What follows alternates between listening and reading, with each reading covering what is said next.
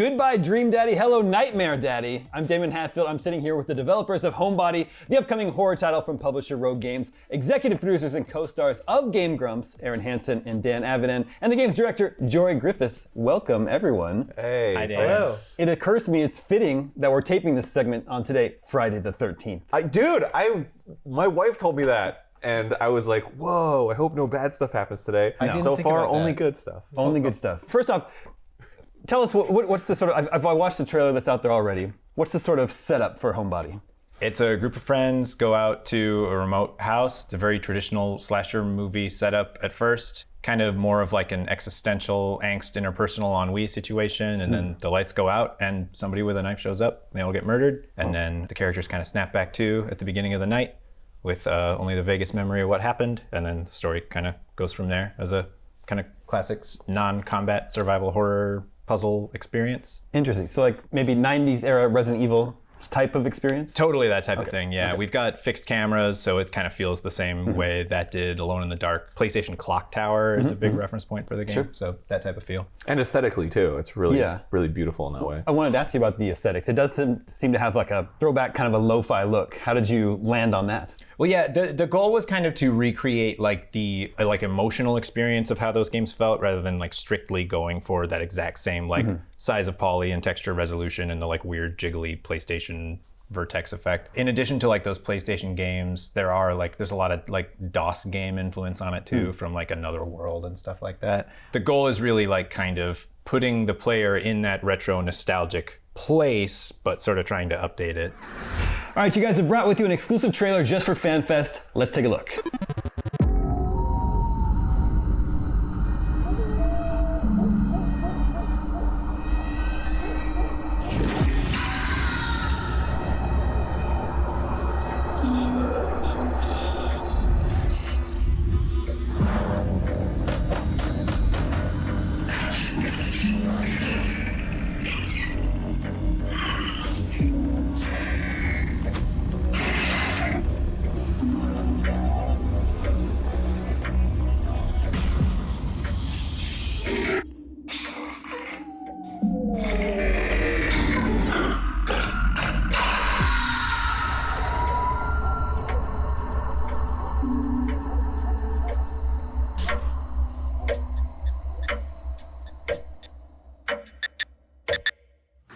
All right, very creepy. Tell us a little bit about what we just saw. Basically, I mean, we saw a couple of good looks at the killer, a couple of little teases about the nature of the reality.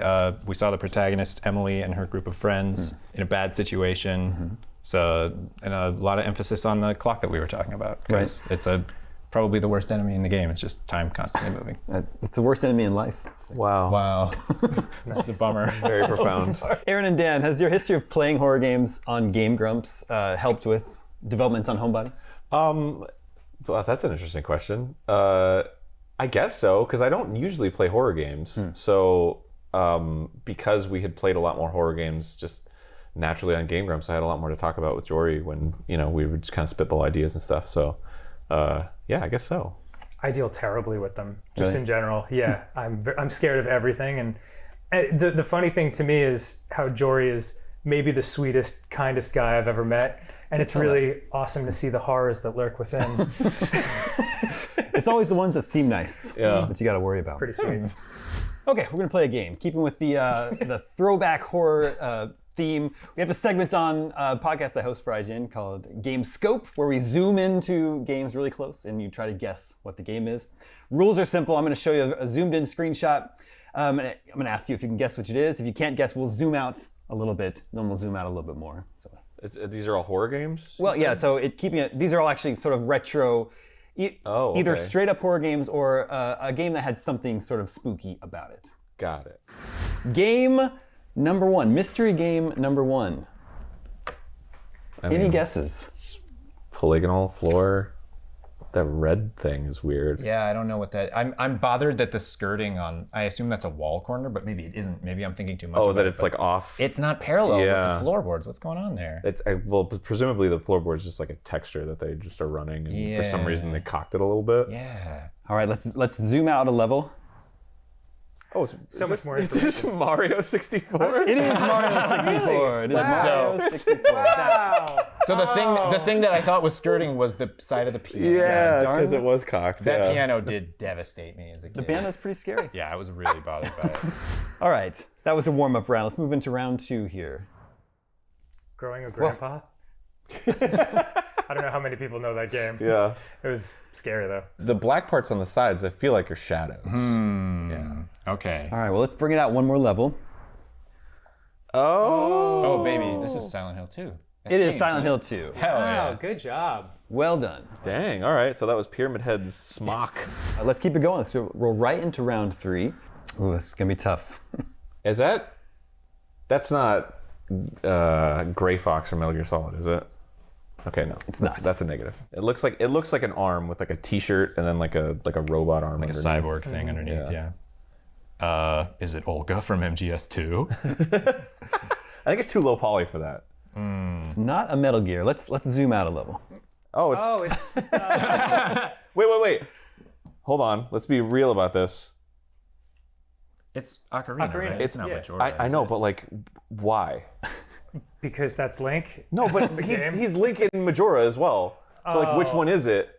Is that like a master? It's not a master hand. Oh, it's the floor the thing in master or no, whatever, it's the sewer thing with the hands that come out of the ground. That's Ocarina. Yeah, it is Ocarina. Yeah. Good job. You are correct. Yes, Wow, it's yeah. this Oh, yeah. nightmare fuel thing. That was I scary. now want to watch you play this all day. Yeah. Okay, final round. You guys have been doing a great job. Let's see if we can end strongly. Final round. We cannot. Resident Evil 4.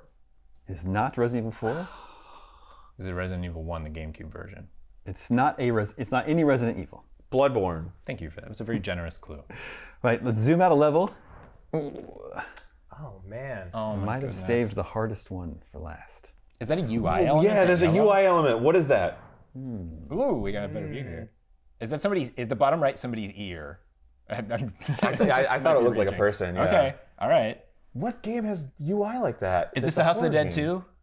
It is not House Oh, of the Dead. Typing of the Dead. Typing of the Dead. Smart. Wow. Smart Great looking work. boy. Enormous hair. Yeah. Well, Outstanding. great job.